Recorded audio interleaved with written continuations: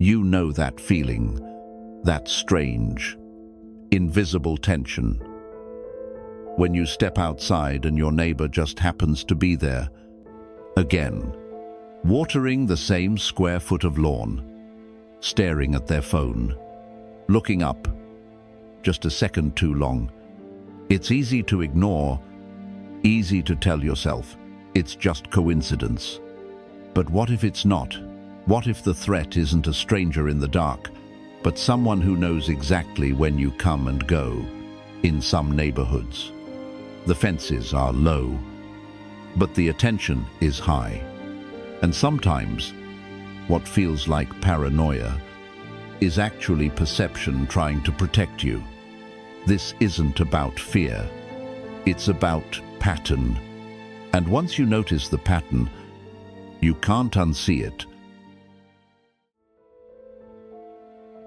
You've probably brushed it off before. The neighbor who always steps outside when you leave, the one who brings up things you never told them, the one who just happens to be around. A little too often, we label it nosy, annoying, even harmless. But that's how it hides. Behind politeness, behind routine, behind your desire not to make a scene. The Stoics taught us something vital. It's not the things themselves that disturb us, but our judgments about them. Marcus Aurelius. This video isn't here to scare you. It's here to wake you up. Because peace isn't passive. It's something you protect intentionally. We'll break down 5 signs that your neighbor isn't just curious. They're monitoring you. And it starts with the most deceptive one of all. Coincidence that keeps repeating.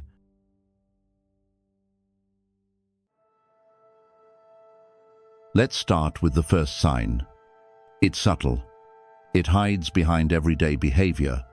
But once you notice it, it's impossible to ignore. They keep appearing.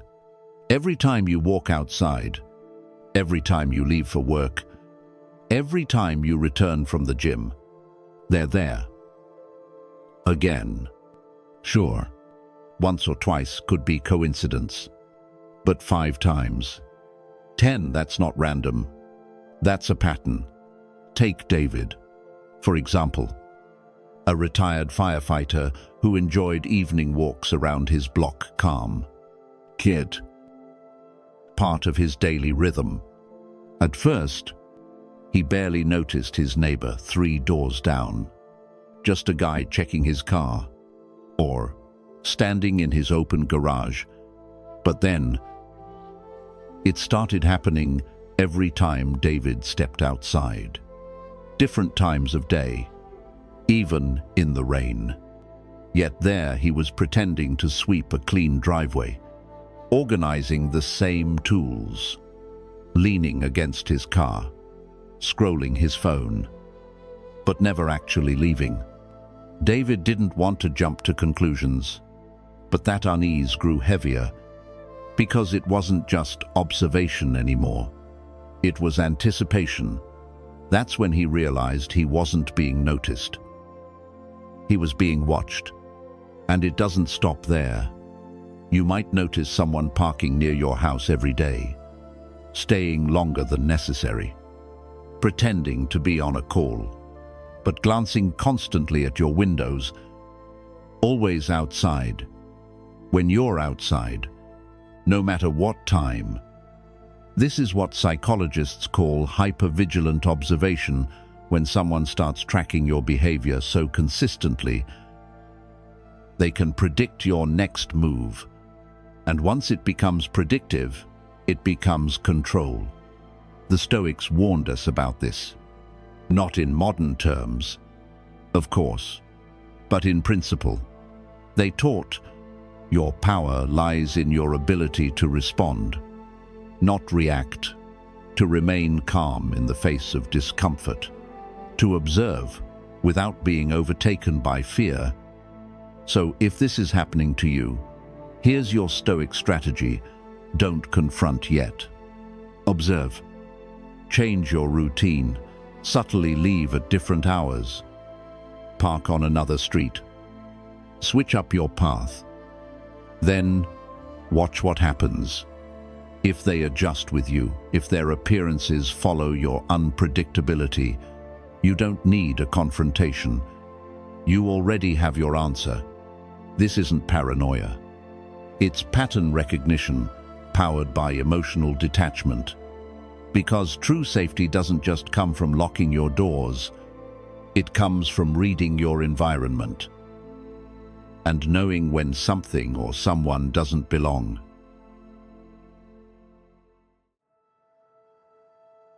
Sometimes, the eyes watching you aren't human at all. Surveillance today doesn't always stand on a porch. Sometimes, it perches quietly on a wall, on a window, or deep in the code of a device you didn't even install. Here's the second sign. Your neighbor isn't just nosy, they've turned your personal space into a digital fishbowl. Start with the obvious. Security cameras pointed conveniently toward your front yard. Your windows. Your kids playing on the sidewalk. They say it's for safety, but you can't shake the feeling that you're not the one being protected. Then there's your Wi-Fi. You notice new networks popping up, strange names, strong signals that disappear when they walk away. Maybe your smart speaker suddenly wakes up when no one's talking, or your phone battery drains faster than usual while you're at home. You didn't install a security system. So why does it feel like you're living inside one? Here's the new layer. People often miss smart home devices, doorbells, light systems. Even thermostats can share overlapping networks. In condos or close neighborhoods, that means one rogue device could be listening across walls. There are apps out there that quietly log location data, even audio. Find My Device. Shared home assistants. In the wrong hands, they become a silent tap on your window. This is no longer about seeing you. It's about accessing you. And yes, that includes AI voice assistants. We've all heard stories of Alexa accidentally recording conversations, but what happens when the voice that wakes it isn't yours? From a Stoic perspective, this isn't the part where you panic. It's the part where you prepare. Marcus Aurelius wrote, "You have power over your mind, not outside events. Realize this, and you will find strength." You can't always stop someone from watching, but you can absolutely stop them from entering. Here's how. Use encrypted routers with strong firewalls. Disable unnecessary smart devices, especially in bedrooms.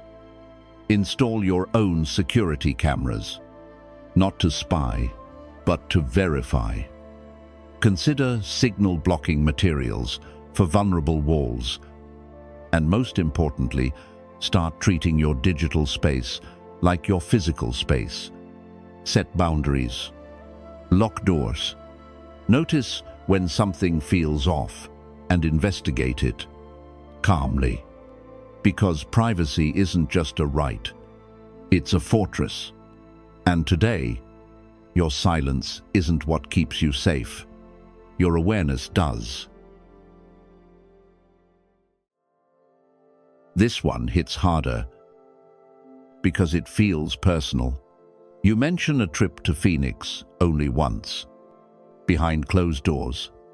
Then the next day, your neighbor says, "Hope your sister settles in well out there." Wait, what? You never posted it. You never texted it. You only said it out loud. In your own home. This is the third sign.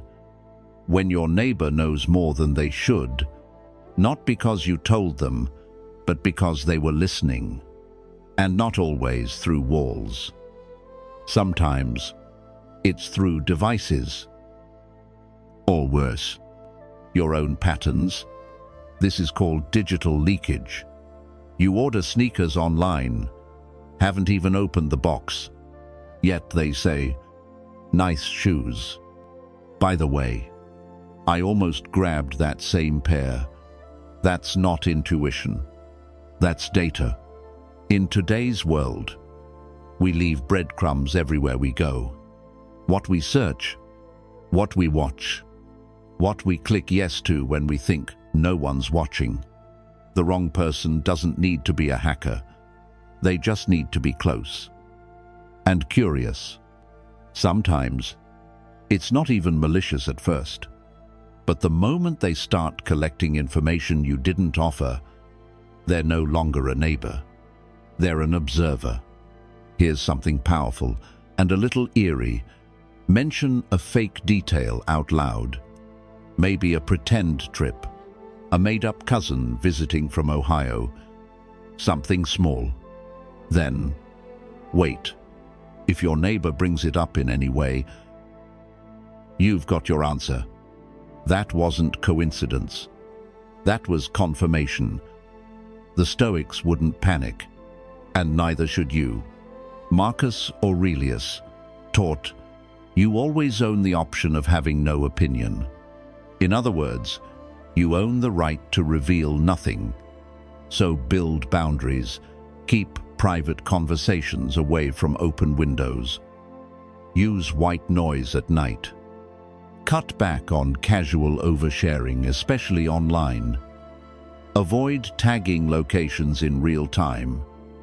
You don't owe anyone access to your routines, your purchases, your thoughts.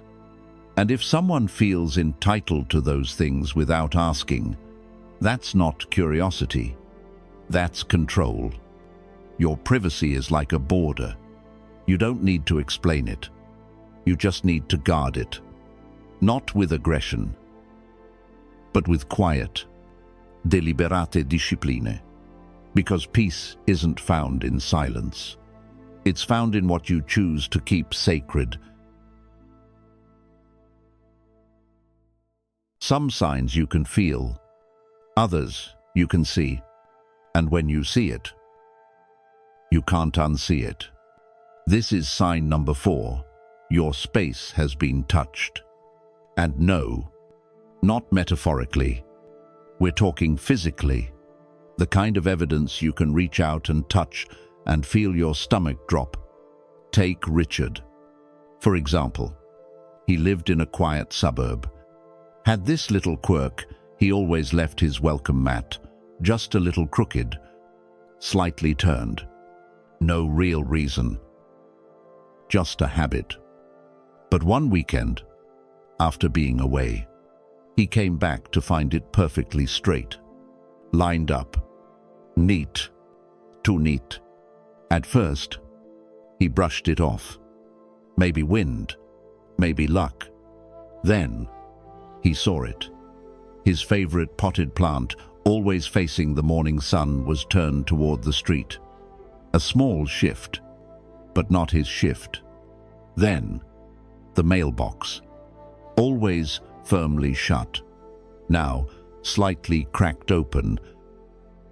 Even though no mail had been delivered, these weren't accidents. These were signals.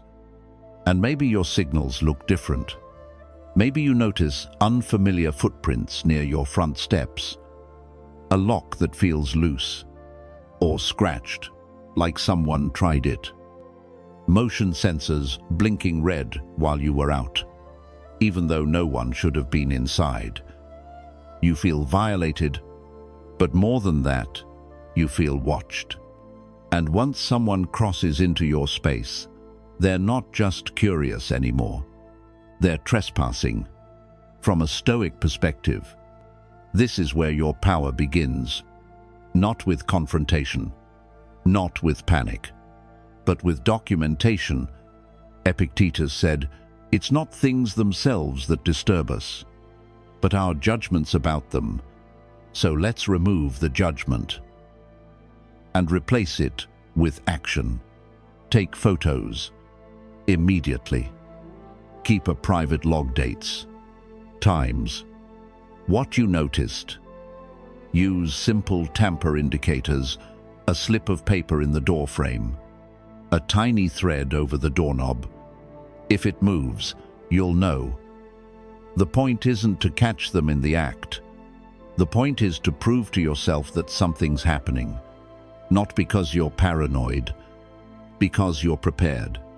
Because once your physical boundaries are crossed, your emotional ones soon follow. And your home, the one place you're supposed to feel safe, starts to feel like a stage for someone else's control. So reclaim it, not with noise, but with clarity, with boundaries, with records. Because your calm is your fortress, and it's not for anyone to rearrange. At first, it's harmless. A wave, a smile, a friendly, "Have a nice day." But then, something shifts. You get a package, and your neighbor signs for it. Without asking, they say, "Don't worry, I just wanted to help." But you never asked. They start offering to take out your trash, to mow your lawn, to do you favors you didn't request, and now feel obligated to return. That's not kindness. That's control disguised as courtesy. Worse, they start warning you about others. I'd be careful with that guy across the street. You know, I've seen some strange things around your mailbox lately. What they're really doing is cutting your lines of trust, isolating you, so they become the only safe connection left. This is how obsession begins. Not loud, not obvious, but slow, strategic, intentional. Let me tell you about Karen. She lived on a quiet cul-de-sac. Thought her neighbor was just being polite, waving each morning, complimenting her outfits, remembering details she never meant to share. One day, after a private phone call about a weekend getaway, she found a note under her doormat. "Have a great trip." No one else knew she was leaving. She wanted to believe it was just a sweet gesture, but weeks later, that same neighbor was found in her backyard, uninvited, saying he was checking on the house. This isn't neighborly concern. This is entitlement, possession, control. When curiosity crosses the line into obsession, you're no longer a person, you're a target. From a Stoic standpoint, the reaction must be deliberate. Marcus Aurelius reminds us, if someone does wrong, the harm lies not in what they do, but in your response. So respond, like a strategist, not a victim. Here's what you do. Document everything: dates, messages, interactions, no matter how small. Set firm boundaries. No more favors. No more shared space. If behavior escalates, restraining orders, legal notices, mental health consults, they exist for a reason. And above all, don't isolate yourself. Because manipulators seek to divide and conquer. They make you think you're alone, so you won't speak out. But connection is your greatest weapon. Call a friend. Tell a family member. Say it out loud. Something isn't right. Because once someone feels entitled to your time, your space, your life, your silence won't protect you. Only action will. Not every intrusion leaves fingerprints. Not every violation breaks a window. Some slip through with a smile. Some hide behind routine. Some take root because we say nothing. But your silence, if left unchecked, can become a form of surrender, and your peace is not for sale. The Stoics never told us to run from discomfort. They taught us to face it with structure, principle, and clarity. Marcus Aurelius said, "The best revenge is to be unlike him who performed the injury." So no, you don't respond with paranoia. You don't respond with panic. You respond with powerful calm. You set boundaries. You gather facts. You protect your home not just with locks and cameras, but with discernment, with awareness, and with action. Because awareness isn't weakness, it's your first defense. And real peace, it's not found in pretending everything's fine. It's found in knowing exactly what's happening and refusing to be controlled by fear. This is your sanctuary. This is your mind. This is your move. So take it, not with noise, but with stoic, strategic silence. If your peace matters more than politeness, if you'd rather live aware than apologetic, then you're not alone. You're one of us. Subscribe now, because awareness isn't paranoia, it's preparation. And when you're ready to go deeper, watch this next video, How to Set Boundaries Like a Stoic Without Saying a Word. Your future peace will thank you for it.